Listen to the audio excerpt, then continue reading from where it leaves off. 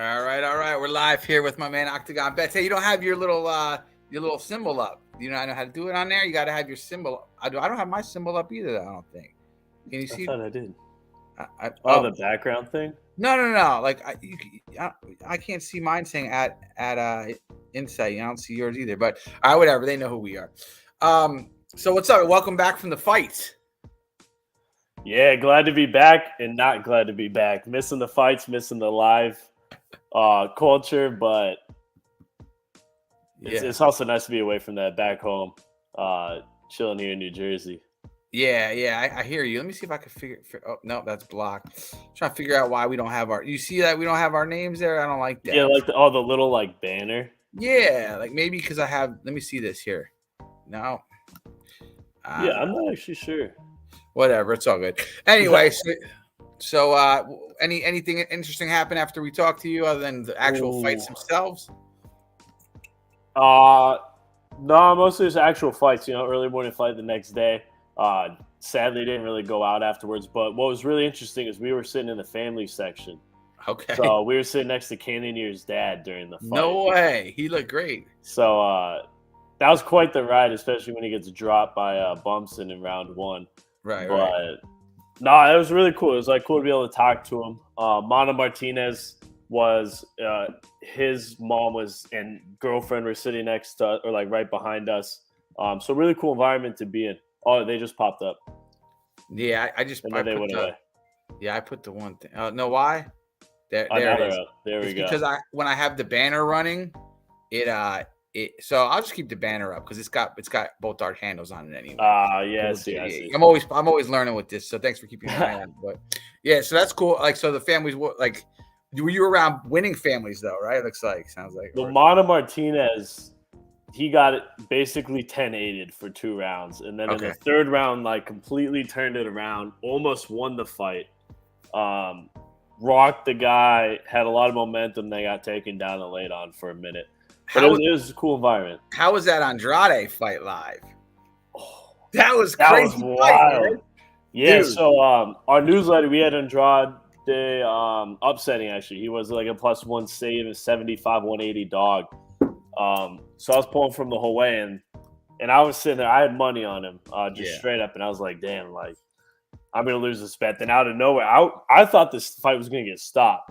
Right. That dude was bleeding bad. It was bleeding bad. Just comes back and just puts this dude to sleep badly too. That was a bad chokeout. And if on TV, he almost moved the body off of him. Get this body off of me. The body was just limp. Get him. Yeah, it was completely limp. Just that was and that dude looks like a fry cook or some shit from one of my restaurant days, a fry cook that will fuck you up. You know what I mean? He looks. That's what he looks. He's got an old face. He looks like it's a tough ass, old ass Brazilian dude. Oh yeah, he showed some heart. He was very tough. That was quite the fight. They definitely deserve fight of the night. Yeah, that was wild. So anyway, I'm gonna put up a screen. We have Johnny Walker. Now I saw Johnny Walker get knocked out at the Masvidal Diaz fight. So we were actually walking in when he got, I think, we were walking in when Gregor Gillespie got kicked in the face by Kevin Lee. But Walker also got slept that night. I forgot who slept him. Was it Cannonier? No, who was it? Who slept him? I'll look that up. But anyway, so Walker, I know Walker's got chin issues and he's going against Jamal Hill, who has power in his hand. So we'll get to that fight in a minute. I'm very excited to talk about that one. Yeah. I think that's a good one. And it was Corey Anderson. That's who it was. Corey Anderson. Yes. I was there for that. Walker is a really kind of cool guy on Twitter, actually. I kind of like his personality on Twitter. But if your flaw is your chin, I feel like that's something that's hard to fix. You know what I mean? So we'll see. We'll get to that in a second. But let's get to the first fight. We'll go through these fights. Oh, by the way, if you look right there, I have your standings in our top. You're 63% now. I know you work with the algorithms, but this is more your heart bets in Tapology. Yeah, so Tapology is all what I want. Right. I actually am less accurate than the algorithm. Right. Right, exactly. And for me, I'm only at 58% right now, so I got some work to do. But I'm picking my heart and whatever, just for fun. But I saw yours, and I'm like, I bet you his computer's better than himself. But this is you here, so you're doing all right though. Yeah, so I'm about 64%. The computer's pumping about 69, 70%. Yeah. So. Now I must have. I was doing this quick this week. I was busy and shit, but like. I cut off the odds, so I don't see the odds up there. So I can drop the odds. I got all the opening odds. All right. So what are the odds of this one here? Yeah. So what is this? Strader, Chad. So Strader's a plus 10, 210 dog. Chad's a minus 260 favorite. So very lopsided odds here. I believe Chad's making his UFC debut, and Strader's been in the UFC. Okay. Yeah, I went with Chad. I don't know. I don't know much about these dudes. So what do you have? So this is a very tough fight because I don't really know much about either guy. Yeah. However, I think I am pulling the Strader upset. I've heard talk about Chad's chin issue. I don't know how true that is, and I don't know. I just had a feeling Strader might pull this one off. Yeah, I mean, it's always good to go with experience in the UFC. Sometimes those first fights are tough, but sometimes guys look real good in their debuts too, especially if it's the right opponent. So we'll see. Yeah, exactly. We're opposite on that. Let's go to the next one. Yeah, it's a little bit tougher. Look at this girl on the right. She looks as if she is like dressed for like American Idol or some shit, right? Yeah. Look at that picture. And then you got the other girl, looks like Pocahontas over here, Diana Bellotti. What's the odds on this one? Yeah, so this one's a lot closer of a fight. So this one has DePaula at plus 105 opening, and Belbita at minus 125. All right, I got Belbita by decision. That's my pick. What do you got? I 100% agree. Belbita by decision. Yeah. I think it's gonna be a little bit more of a boring fight. Right. Each girl does have finishes. They're averaging about an 11-minute, 10-minute fight time. Yeah. But they're 115ers. They're strawweights. No offense to them, it's just not the most exciting fights in the world. But I'm taking Belbita by decision. Exactly. Very safe bet. Yeah, I mean that could be as Jay on Rush Hour would say, maybe a bathroom break fight. But it's only the second fight, so do you need the bathroom yet? Depends on how hard you went during the first fight. Right. I mean, this could be a parlay buster too, because a decision could go either way. If there's no finish. So I'd be careful with that one if you're a parlay cat. Yeah. So if this was I was betting this fight, I personally do have it in a parlay just because I'm a parlay guy. But given that it's a minus 125, you can still make profit off that straight up. So that's true. I'd straight bet this one. All right. Next one, we got Chaz Skelly versus Mark Striegel. And I know Chaz Skelly's the favorite. I know he's the favorite. You can tell us the odds. Go ahead, and then I'm going to tell you why. So Skelly's a minus 200 and Striegel's a plus 170. Yeah. So I've been burned by Chase Skelly, and I feel like he's just not consistent. I don't know. Something about him bothers me. Maybe it's his face. I don't know. But I got Striegel beating him. So have fun with that. Yeah, I'm taking Skelly on this one. Yeah. He beat Max Griffin. He has good wins. He's beaten Chris Gritzmeyer. He has good wins in his past. Yeah. They're the exact same win-loss record, but Skelly's obviously been in the UFC. Right. Mark has not, or for one fight. So I am going with Skelly here. Yep, and you might be let down, just so you know, because Skelly could let you down. I'm telling you. All right, here's our girl, Jessica Rose Clark. Now, Jess is big on Twitter. She's always doing some lifting or some stuff, and she's got their little cute tattoo on her face, which is cute on her, I guess. And Stephanie Egger, what's the odds on this? Yeah, so this is Jessica's a minus 175, and Stephanie's a plus 150. So slip medium margin on this one. Yeah. I went Clark by decision. I don't see a finish either here, but what do you got? I'm 100% agreement. I think Clark should have a very dominant decision. Right. This is one that I would throw in a parlay too. So yeah, I mean it could be a late finish for her, but this could be another. I mean they are bantamweights, so yeah, they are bigger, but it could. I feel like again a dominant but almost boring because it's dominant decision, which can bore you. All right, let's go with the next guy. So we got David Onami versus Gabriel Benitez. What do you got there? So we got Benitez is a plus 130. So he's actually a dog, and Onami is a minus 160.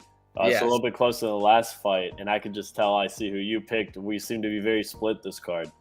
It's all right. Yeah, is this Onami's debut too, or what? Or no? What's his deal? I think he is one fight in the UFC. I'm actually gonna pull it up right here and double check. Oh yeah, he lost to Mason Jones. He lost a decision, a 30-27 decision to Mason Jones in October. All right, yeah, you see my pick up there. You know, we'll see. I don't know. So I'm going with Benitez here. I don't know if he finishes it or not, but it is positive value. It's a plus 130 pick. Yep. So I would straight bet him here. Yeah, not like I did with Blood Diamond, right? I knew he was gonna lose. Oh, he looked terrible. It was bad. So we got Batista versus Jay Perrin. He's the Savage versus the other guy. What's the odds on this one? Batista looks like a little bit like David Benitez, Benavidez a little bit. Yeah. But go ahead. What's the odds? This one is a very lopsided fight. We got Batista at a minus 365 and Perrin at plus 280. Extremely, extremely lopsided. I agree with your pick here, Batista by decision. Yeah, I got Batista by decision. Just has so much more experience. He has wins. I think he actually beat Miles Jones, if I remember correctly, which is like a good win. He lost to Corey Sandhagen, so he has competed with the top of the top. Yeah, Sandhagen's nasty. I wish, though, when you're that lopsided, like I hate when I put decision because I feel like you're that lopsided, you should get that guy out of there. But you should. Yeah, well. All right, so we got Jonathan Pierce, JSP, not GSP, versus Christian Rodriguez. And Rodriguez looks like he's 12 there. What's the odds on this one? So Pierce is a minus 370 and Rodriguez is a plus 290. So even more lopsided than the last fight. Yes. This one's a little tougher. I know it's Rodriguez's UFC debut. Yeah. He was born in 1997, so he is 24. So I graduated high school. I graduated high school in 97. So I mean, this fight's a little tougher to predict. I'm going to drop the model prediction here because I was completely unsure. It does have Jonathan Pierce winning, but it does say there's very good value in Christian Rodriguez. All right. So, I mean, given he's a plus 290, can't really go wrong there betting on him. Right. You're tripling your money or quadrupling your money if he wins. So definitely good value. Right. And so who'd you pick for real, though? In Tapology. I haven't entered my picks yet, but I'd probably go with Pierce. Yeah, I got Pierce. All right, now we're to the main card. See how I go yellow right there? Main card, yes, sir. Boom. So it's yellow. Now Buckley has the Detroit self-defense guy in his corner. Just so you know, I don't know if you know that. This could affect your pick, okay? I don't know which way you go with this, but in his corner is the dude all over Twitter doing the self-defense in Detroit, okay? What's the spread here on this one? Yeah, so this would be have Buckley minus 165 and Al Hassan's at plus 145. So Buckley's still the favorite. Yeah, and these are explosive guys, correct? I mean, like Yeah. So I got Buckley with the explosiveness, trying to get him out in 2. That's my pick. But again, with explosiveness and Buckley, Holland knocked him out. So I mean, Buckley can be knocked out, but I think he's been doing better since that knockout. So that's what I got. Yeah, I mean, I'm not a big fan of the Detroit guy. I saw that, thought it was an absolute joke. But I thought about it. I was like, Buckley, it's not like he's replacing his head coach or something with this guy. Like, I think he's doing it for more of a publicity stunt to grow his own name. So, I mean, I'm still rocking with Buckley here. This fight has been one that I think been rescheduled 3 times. This is the 3rd time. Okay. And trying to get this to happen. Been with Buckley since day one of this fight trying to be made, and I'm still going to be sticking with him. But if you wanted a safer bet, I would bet under 2.5.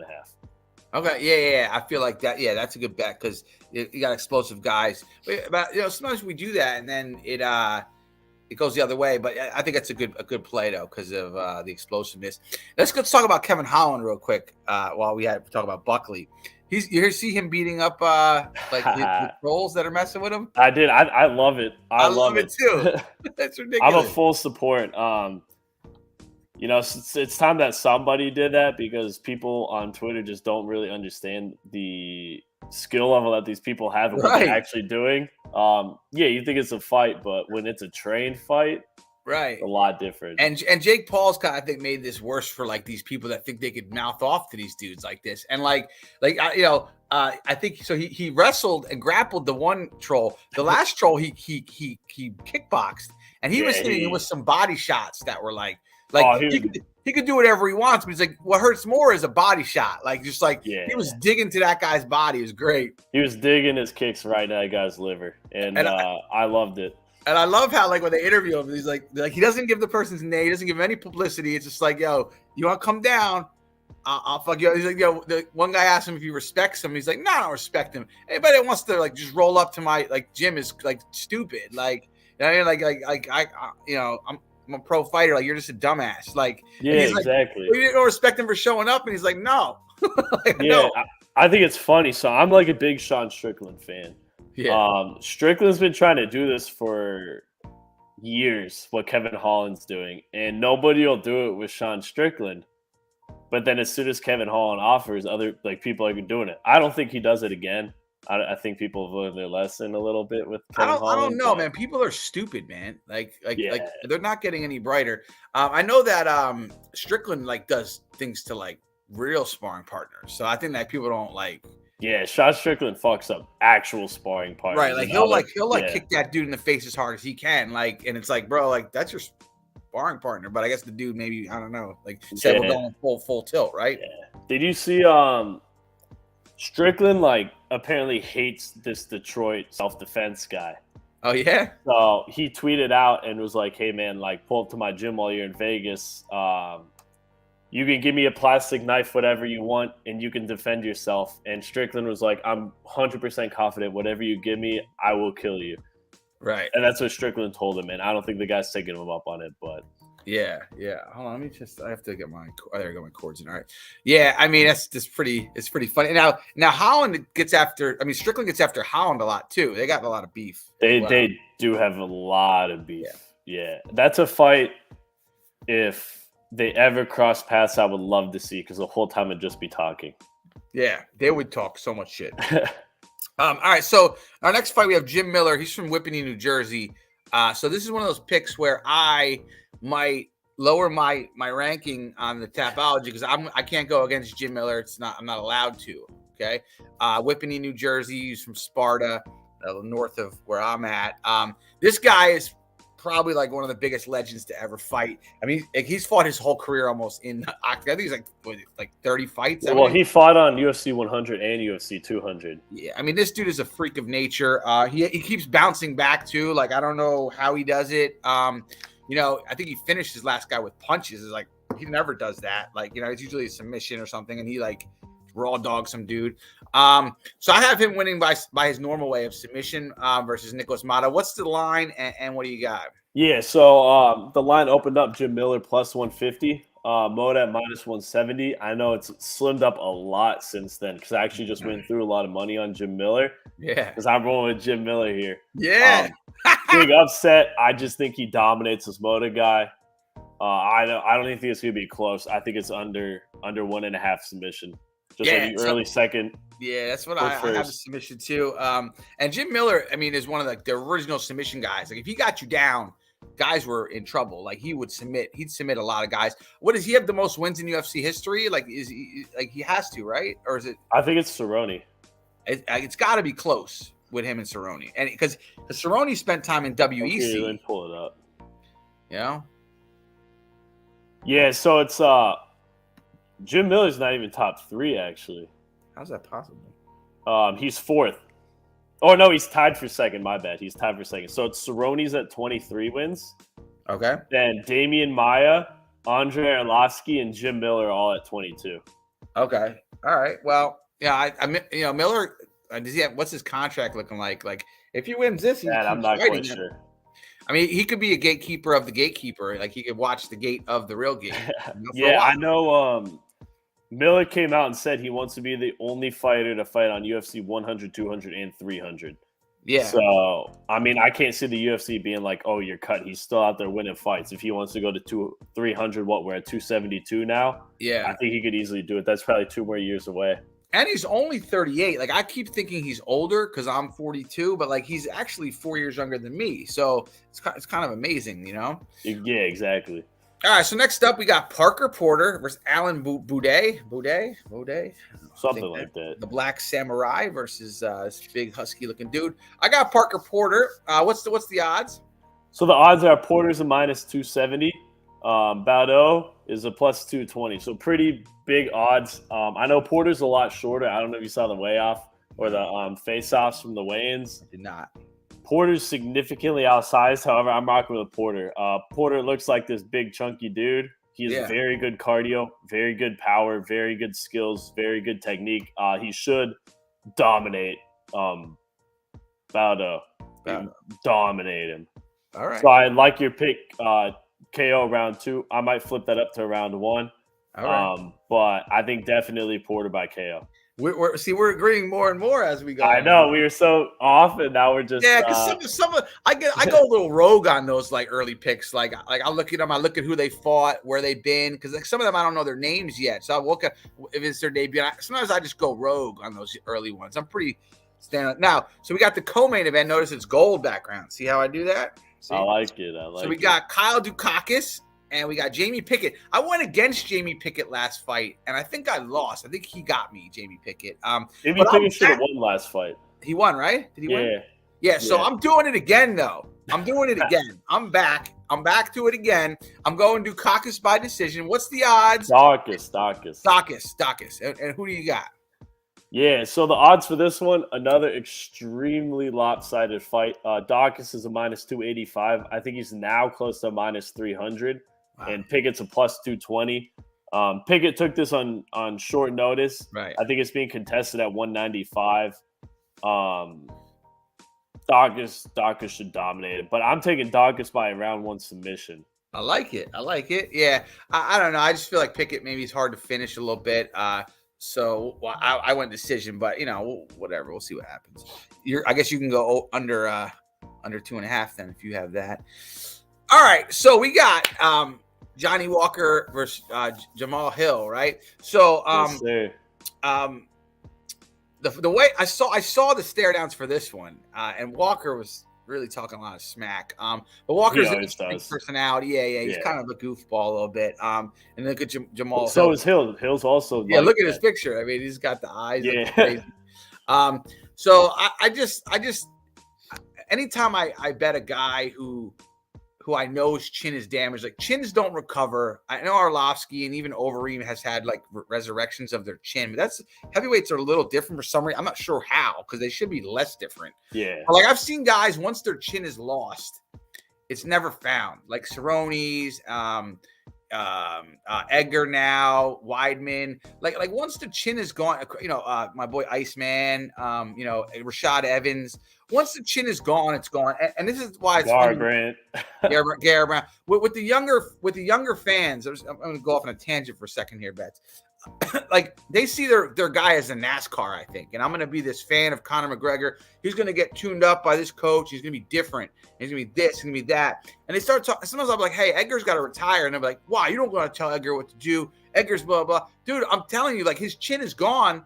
Like it doesn't come back after 30 years old. Like when your chin is gone after 30, Garbrandt's even worse because it was gone prior. And Sage, whatever. Remember Sage, his chin got erased really early. But like once your chin is gone, it doesn't come back. And I would pick Johnny Walker. Like, all right, so Rashad Evans fought a guy that didn't have power recently in Khabib in Eagle FC, right? Like if you fight a guy and Weidman won. I guess the fight before he broke his leg. If you fight a guy that doesn't have knockout power and you have no chin, maybe you can get through the fight and you can get a win or not get knocked out. But when you fight a guy with knockout power and you have no chin, you're getting knocked out, in my opinion. Like unless the other guy's chin goes, and Walker has power too. I understand that, but I just don't see his chin holding up versus a guy who can throw. If it was a guy who couldn't throw or just wanted to take him down, sure, I think he can win. I don't see him doing it without his chin. I don't think he has a chin. I don't think it's ever coming back. So that's where I'm at. Boom. Yeah, so, I mean, very interesting take. I agree with everything you said. However, I'm going Johnny Walker here, you know. Nice. His last fight was Thiago Santos, a guy who has more power than Jamal Hill does. That's true. Walker was extraordinarily patient in that fight. He stayed at range. He lost the 48-47 decision at the end of the day, but how many knees was Santos having torn that day? Because I feel like he's always fighting with a torn knee. But go ahead. I mean, that's a good point too. Jamal Hill's a lot younger, a lot healthier. He just fucked up Jimmy Crute, and I thought Crute was gonna dog Jamal Hill. Right. But I'm going off a little bit of experience here. I think Johnny Walker definitely learned a lesson last fight with Thiago Santos, a guy who could have murdered him. He came out of it with a good decision, won 2 of the 5 rounds, avoided those big shots. Yeah, Jamal Hill might have a little bit, smoother hands, but I just have a feeling like Walker might get it done after that Santos fight. And given that Walker's almost a plus 200 dog, he just shouldn't be that. So I love your confidence. I think Walker might get it done. I like the confidence in that. What does the computer say about that? The computer agrees with me on that. The computer actually has Johnny Walker at a 73% chance of winning, compared to Hill at a 28%. So it basically flips the odds, saying that Walker should be a minus 250 right, and Hill should be a plus 200. So, wow. I mean, I don't think either guy's worthy of those numbers. I think this should be more like a minus 150, plus 130 type of deal. Right. But I guess we'll see. Yeah, I mean, so basically the algorithm says you have to bet on Johnny Walker. I'm not going to, because again, I think it's a chin issue, not a fighting issue. I don't think it's any skill issue. It's a chin issue to me. It's nothing to do with who's a better fighter. I think Johnny Walker has a lot of skills. Like, he reminds me of some of those high-flying strikers that everybody's loving now, Jerry and all those guys. Like, but if your chin doesn't hold up, you can be great. Amir Khan this weekend, Kell Brook. Amir Khan has more skills than most of the guys he's lost to, but his chin can't hold up. So yeah. I'm gonna stick something else here is that Walker's 6'6" compared to Hill's 6'4", and he also has a 4-inch reach advantage over Jamal Hill, which Jimmy Crute had reach over Hill too. Yeah, but Walker's a striker, Crute's a wrestler, and just Crute got clipped 30 seconds into the fight. Right. I'm gonna stick with the chin issue. So we'll see. We're gonna see. We'll see tomorrow night. Hopefully I'll be able to tweet it out Saturday. If Walker's chin goes, I'm gonna repost this clip about his chin for everybody. Okay? Hey, you can repost it, but when Walker wins this, you can repost it too. All right. So I gotta be reposting on Sunday morning or whenever I can do it. So yeah. All right. Well, hey, it looks like that'll close us out. It's let's see, we got, how long did that take us? We're pretty quick too, man. 30, perfect. 30 minutes. We're like a 30-minute show. People can get all they need in 30 minutes. Yeah, and perfect. We're out like thieves in the night. 5 o'clock, go get some Jersey dinner, and that's it, right? Perfect. Yeah, it works. I think I'm actually about to head down to Asbury Park. Have a little night out down there. So yeah, you live in the dream, man. You live in the dream. And as soon we're gonna get the product on here. Once his wrestling season cools out, we'll get the product on here and get the wrestling point of view and stuff. So yes, sir. Looking forward to it. Hey, man, it's always good to see you. Enjoy your night tomorrow. And all those screens going at once, man. Don't get dizzy and throw up. All right. I hope not. I got bets on all 4 of the events. So yeah. All right, man. I'll see you around. Thanks for stopping by again. All right. Take care.